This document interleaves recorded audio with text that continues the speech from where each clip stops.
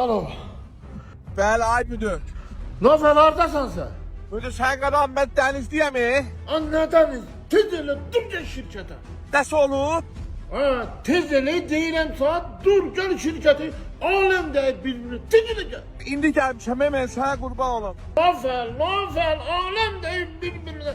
Dur gel şirkete göre ne terelli ne türelli ne ter bu işin altından çıkacak. Tez elə gel. Yaxşı kəllə.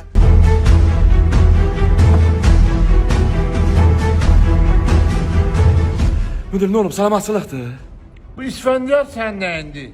Bacanam.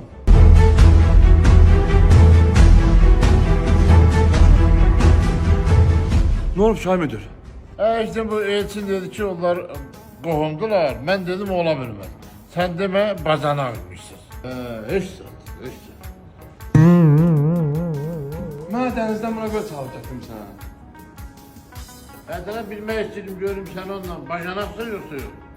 Mənə bak bu Qoğal uşaq bağçasına uşaq bağçası mebelləri getməlidir. Onları da məşğul ol.